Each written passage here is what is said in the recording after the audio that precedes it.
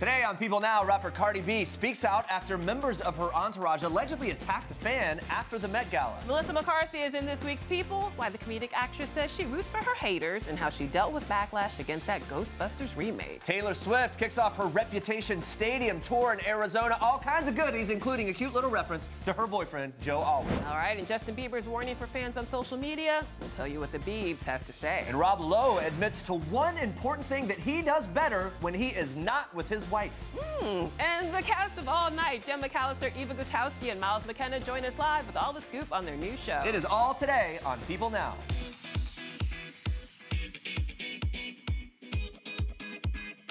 Hey guys, happy Wednesday, everyone. Welcome to People Now. Good to see you. Good to see you, Lola. Happy to see you. Happy Hump Day, everyone. Happy Swifties, Hump Day, everyone. Swifties everywhere rejoice on this Hump Day. Tuesday night marked the first stop of Taylor Swift's Reputation tour. And we'll have all the details on her incredible set list and surprise moments from the show in just a little bit. But first, to celebrate T Swift's latest concert, we want to know, what's your favorite concert of all time? Let us know. Tweet us at People with the hashtag PeopleNow. I've got it right here. We're going to share it later.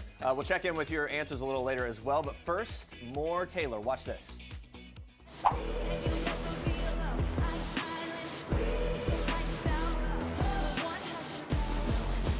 Are you ready for it, guys? Taylor Swift is back on stage. Yay!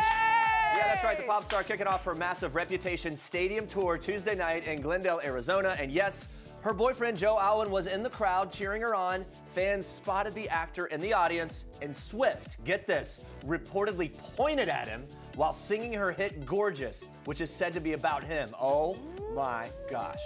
Also, Camila Cabello and Charlie XCX opened for Swift, who performed a total of 24 hits throughout the night. Wow. Her set list included nearly all the songs off Reputation and fan favorites like Shake It Off and Style from her 1989 album, which we love. A source close to the entertainer tells People exclusively, quote, Taylor couldn't be more excited about the tour. She's been rehearsing nonstop and perfecting everything. She can't stop talking about it. It's so fun to see her this happy and excited.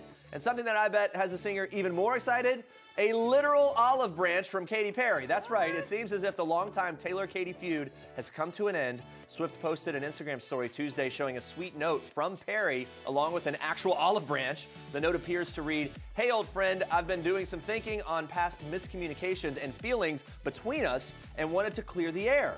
So it looks like it might finally be over, people, and we're relieved. But what are we gonna talk about now? I guess we'll talk about this. Cardi B. Yeah. She has broken her silence after members of her entourage allegedly attacked an autograph seeker following Monday night's Met Gala. According to police, a verbal dispute broke out after a fan approached the rapper outside New York City's Mark Hotel. The encounter allegedly escalated to a physical altercation, but Cardi B is defending the situation, writing in a now-deleted tweet that fans have to respect her space. Here is Cardi B's quote, if you check my tag pics, I take a lot of pics with fans. Some people are not fans, and sometimes I don't want no pics, and I simply don't want people too close because of my pregnancy. I don't know what are people's intentions, so I be careful. Why can't people respect that? That's her quote, and a video obtained by TMZ shows the fan, identified as Giovanni Arnold, being punched and stomped on the ground. Arnold was taken to the hospital for his injuries, later alleging to media outlet The Blast that it was Cardi B's fiancé Offset who told members of their entourage to, quote, go after him. Police are looking into speaking to the 3 entourage members involved in that altercation, according to The Blast, but are not seeking to interview Cardi B or Offset at this time. Of course, you can stay on People.com as this story continues to develop. Now on to this, Justin Bieber, he is letting fans know that Instagram does not equal reality, all right? The 24-year-old pop star penned a note on social media Tuesday morning. He wrote, hey world, that glamorous lifestyle you see portrayed by famous people on Instagram, don't be fooled thinking their life is better than yours. I can promise you it's not.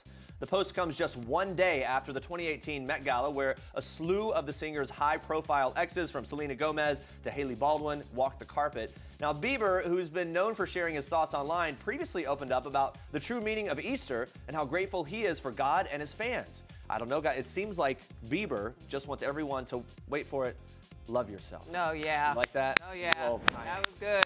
All right, on the cover of this week's issue of People, Melissa McCarthy is sharing some surprising words for her internet haters. And she unfortunately has some experience with this. Melissa and her Ghostbusters co-stars found themselves under attack even before the film's debut in 2016 for daring to remake an all-female reboot of the previously male franchise. Vicious, sexist online comments ran the gamut from how unattractive the cast was to their collective lack of talent. Conveniently, I guess, forgetting that Melissa is a two-time Emmy winner and an Oscar nominee. Oh well. But not to worry, she has an unconventional approach to dealing with her haters. Instead of getting mad at them, Melissa says their behavior makes her reflect on what's probably going on in their lives to make them feel that way. She explains, quote, "If you're having a great day, you don't walk past someone and yell freak. If you're happy, you say, I love your skirt. So really, I always get this pang of, I hope that person is okay." She goes on to add, quote, "I feel happy even in the chaos of my life. So when I see someone who takes the time to write something hateful, I just think, what life must they be living all day?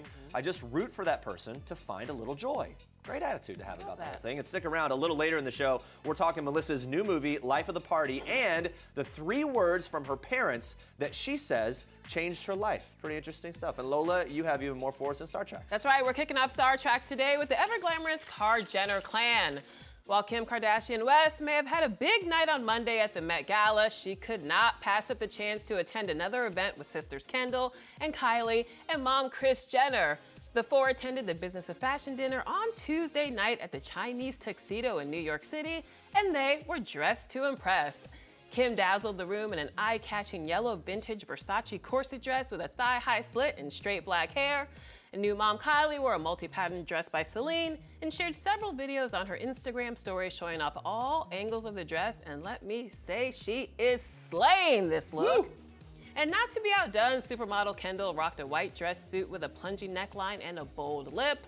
And of course, the girls all got their fashion sense from momager Kris Jenner, who looked amazing in a short little black dress with black fishnet stockings and a diamond necklace. Now, the fashion event comes just one day after the Met Gala, where Kylie Jenner made her post-baby return to the red carpet alongside boyfriend Travis Scott. Now, the two are making the most of their time together in the Big Apple and were spotted showing some PDA while shopping. They were photographed kissing while inside Stadium Goods the day after their red carpet debut. And we're so happy for the new parents, still kissing and hugging and holding. Are you able to sleep? I know sleep is very, very important to you. I sleep better on the road. I sleep better on the road because I'm not with my wife. And it's just it's the truth. I mean, I love her enough to speak the truth.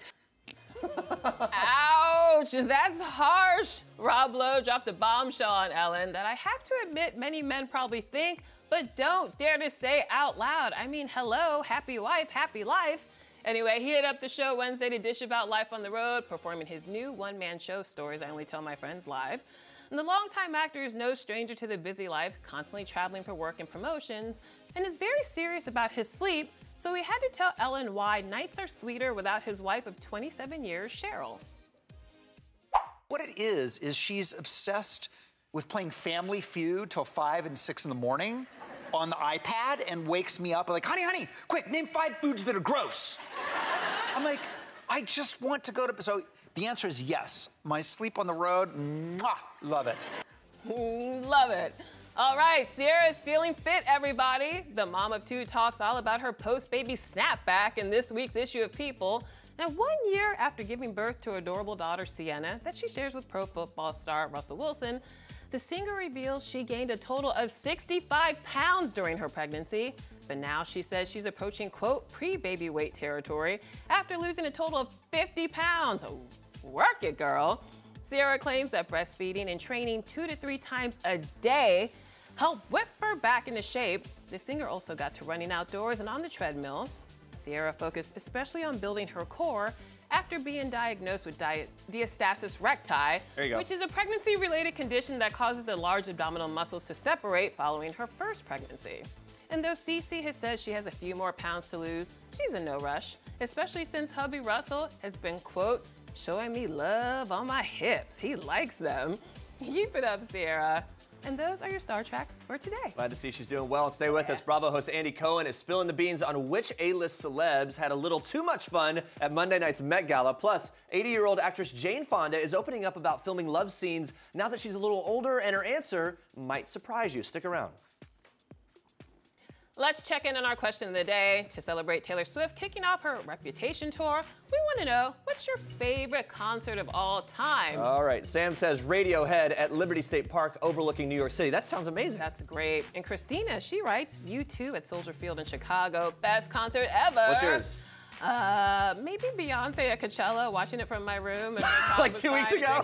Like 2 weeks ago. Yeah, best concert ever. Mine was a Dave Matthews concert with my now wife before we were married, in the rain, standing outside an amphitheater. It was oddly romantic. And Dave, come on. Yes, that's a good No, one. no, not over here. All right, we'll check back in with you a little later, but now we move on to this. Watch. I'm curious who you guys saw get the most drunk at the Met Gala after party last night. Oh. He's another talk show host, and it's not Jimmy Fallon. Yeah, who could it be? Stephen Colbert, James Corden? We need to know, Andy. Andy Cohen attended the Met Gala on Monday with his BFF, Sarah Jessica Parker. And on Tuesday's episode of Watch What Happens Live, Cohen went on to admit that he wasn't exactly sober at the after party either. Yeah, he reveals that he ate a cannabis-infused edible and, quote, was busy drunkenly eating hamburgers at a gay bar, trying to not get ketchup on his borrowed Dolce & Gabbana. Oh, we can picture it. Cohen's Watch What Happens Live guest model Winnie Harlow and stylist Brad Goreski spilled a little tea on the after-party shenanigans they witnessed as well. Yeah, they agreed that George Clooney looked like he was having a lot of fun. Here was the quote, the best time of his life. And guest bartender Derek Blasberg chimed in to agree, saying George was, quote, having more fun than all of us. Yeah, good for you, George. Party on, sir. We are so excited because Melissa McCarthy is back with a new movie, Life of the Party. Woo! It's about a woman who's dumped after decades of marriage and decides to join her daughter in college. Yeah, what could possibly go wrong in this situation? In this week's People Cover story, Melissa says all her success would not have been possible without her parents, who may not have gone with her to college, but instead raised her and her older sister with a solid work ethic. Here's what she says. When I wanted to do something, they didn't say you can do anything, you're perfect. Instead, they said, well, if you work really hard, you've got as good a chance as anybody else. Yeah, for Melissa, it all comes down to 3 little words from her mom and dad that have made all the difference. She says, quote, why not you? She says it's an unbelievably great sentiment to give to a kid, not entitlement, but instead work your butt off and you have a decent chance at this. She adds, quote, why not you is an undervalued way of thinking. I like that. I like that too. And for much, much more, with Melissa McCarthy, head to people.com and pick up a copy of the latest issue of People on newsstands Friday. Never thought I'd be back here again. Is it as good as you remember? Maybe better. Ooh, can you feel the chemistry there? Jane Fonda and Don Johnson star in the upcoming film Book Club. The 2 Hollywood A-listers even share a few romantic on-screen kisses. Look out. Yep, and like a fine wine, Jane and Don seem to get better and better with age. The duo opened up about filming intimate scenes now that they're older and whether or not the smooches have improved over time. You're more comfortable in your own world, and in this particular case, my partner was an excellent kisser. Oh, thanks. I'll be perfectly honest. In real life, kissing is better now. But in movies, I worry about the wrinkles. I'll be perfectly honest. You know, you want it to be a beautiful thing. I mean, it's this huge screen, and you don't want a lot of loose skin to be hanging when you kiss.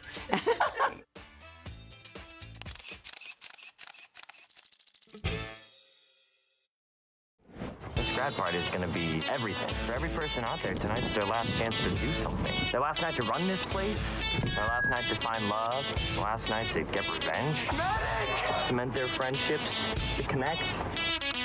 Also, there's Jello wrestling.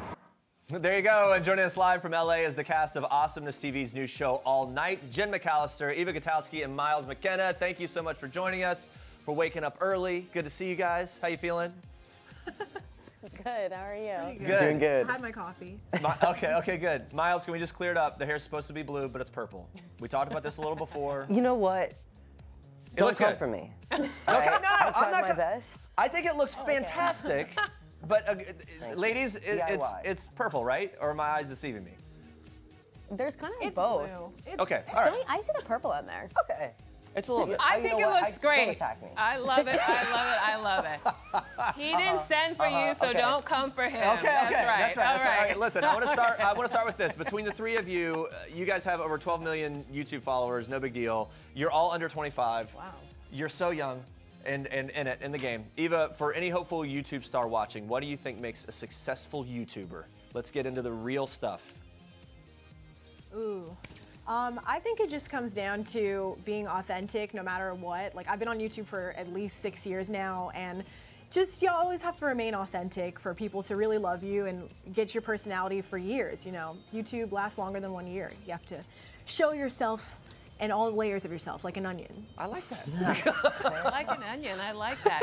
Now, having that many followers can come with a lot of responsibility. I mean, one wrong video, one false move, and there could be a lot of consequences. Take Logan Paul, for example, y'all know. So, Jen, do you ever feel any pressure about what to post or what not to post? Well, yeah, of course. But I don't know. I just keep in mind that, you know, I have a lot of younger people looking up to me. And at the same time, I try to stay authentic to myself.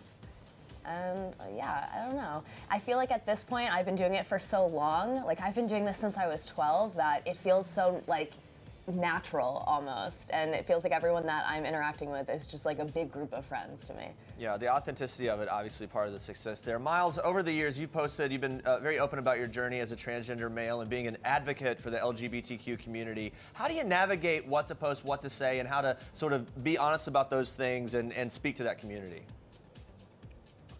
I mean, there's not as much representation back when I was a kid and I was trying to figure out who I was. And, you know, I really went to the internet to find the language to put to how I feel and people to look up to. So the fact that I could be that for someone else, like, that was in the same shoes as me, that's what makes it all worth it. So just, I mean, be the best you can be, put out stuff that you would want to get from the world, and you're kind of golden from there. And what has the response been like from your fans as you continue to speak about your journey? I mean, it's been good. I mean, before I came out, I already knew I had a really large young trans audience, just like it happened. So I was like, okay, cool, they're gonna support me. And that's one reason why it was really a lot easier for me to come out than I thought it would, just because there were so many young people that were so similar to me that I felt really comforted. The internet's always been like my family. Like Jen and I've been doing it since I was 11. So I've been very comfortable being the most me I could be online because I couldn't at home or I couldn't at school. Right, all right, that makes a lot of sense. Guys, let's talk about All Night. The reason you are here, the whole show takes place over the course of one night, a high school graduation lock-in, which, by the way, I used to do these and thought they were like the most fun time ever. Your characters are trying to make the most of their last shot at being a high schooler. Jen, what was the most relatable takeaway from the movie for you? Relatable takeaway. I don't know. I mean, this whole show is so crazy. There's so many different storylines going on at one time, and they're all like intertwining also at the same time. Like, all of us have worked together in some way, but like we're not really like in the same friend group in this show. So it was so interesting. I don't know. I personally never experienced a lock-in before, but the whole idea of doing a high school show is just relatable in general, I feel like. For sure. Yeah, for sure. Well, in the trailer, we see that one of the rules of the lock-in is you have to turn in your cell phones for the night. Your career is built on being plugged in, YouTube, social media, etc. Miles, do you ever take intentional time to just unplug? Do you think that people should take time to do the same to, you know, reset? Oh, for sure. As I've gotten older, I'm like, texting isn't real. Calling people on the phone is real. Like, seriously, I'm the worst at texting because I'm like, this isn't, I just don't. And there's so many different conversations, and it's like, when do we end it? Like, I don't know. So I love being in nature. I go to Portland all the time because I have friends in Portland who do not have Instagram, do not have Twitter. I've known them since high school, and they just aren't on the internet. And I'm like, I need to be around that for a second, and then I can come back. And wait, how do they function? How do they live without social media? Who knows? It's a grand old time for like a weekend, though. It's a grand old time of the weekend. I think you end it with the piece of one weekend. Eva, that's it. I think you end it with the peace emoji. That's the end of text conversation. Anyway, all right, let's talk about this. Got some fan questions from Twitter. Eva, Kenny is asking, what was your favorite thing about filming the series? Oh gosh, I think just acting in general is so fun because you get to make a big family with like all the cast. So on a personal level, just like having the family every morning at 6 a.m. like on set was the best part. But other than that, I liked playing a crazy character that always had like the funny thing to say to make everyone like stop what they're doing and just be like, what did she just say? So I'm excited for people to see it because I think they're gonna be very entertained by my character. Entertained. That's the word. No, I think you're right. Absolutely. Guys, it's so good to talk to all of you. Thank you so much for talking to us and waking up early and making it out. We really appreciate it. And everybody, make sure to catch All Night. It's on Hulu, May 11th. And let's check in on our question of the day one last time. In honor of Taylor Swift kicking off a Reputation tour, we asked you guys, what was your favorite concert of all time? All right, so Allie writes, probably my first concert ever, the Backstreet Boys and Britney Spears. Both were iconic and written in my diary. And the funny thing is you can still see them in concert even now. That's so true. Let's go to Vegas, baby. All right, and Lauren adds, seeing Stevie Wonder in Central Park blew my mind. Seriously, the best concert experience I have ever had. Sue's vote, Van Halen. Just Van Halen. No one in this studio even knows what Van Halen is. I do. Right. All right. Erin writes, Florence and the Machine at Barclays. Yeah, she says they were amazing to see live. She danced and twirled barefoot around the stage. And we'll be asking you a new question of the day tomorrow on People Now, so come back at noon. Can't wait. And coming up tomorrow as well, the man, the myth, the musical legend, Mr. Michael Bolton, stopping by, sharing his new documentary, Michael Bolton Presents American Dream, Detroit. Very cool conversation with him. And from the critically acclaimed series, The Marvelous Mrs. Maisel, Maren Hinkle shares all the surprises in store for season 2. You won't want to miss that either. It's such a great series. We have completely, head first dove into that and love it. Brilliant, brilliant. Marvelous Mrs. Maisel. Marvelous Mrs. Maisel. Thanks for watching. For now, we'll leave you with one last theme from actors Alex Wolff and Asa Butterfield. Bye, guys. Bye. Hi, I'm Alex Wolff, and I'm Asa Butterfield. And this is one last thing. The last song stuck in my head. I should have thought about this before I started reading. Last song stuck in my head. Well, I guess it would have been, talent show. Talent show replacements. We're playing at the talent show. Playing at the talent show. My last splurge. I am dirt poor, so I don't splurge. I'm barely holding on. I've just been bread and water, so that's my last splurge. I don't know if you noticed, but we're both wearing rash t-shirts. It's with a rash. Because we're the rash. If you haven't seen the movie, then you have no idea why we have rash t-shirts on. Alex made these. I made them, yeah. I did them with full spray paint, so that's what we did.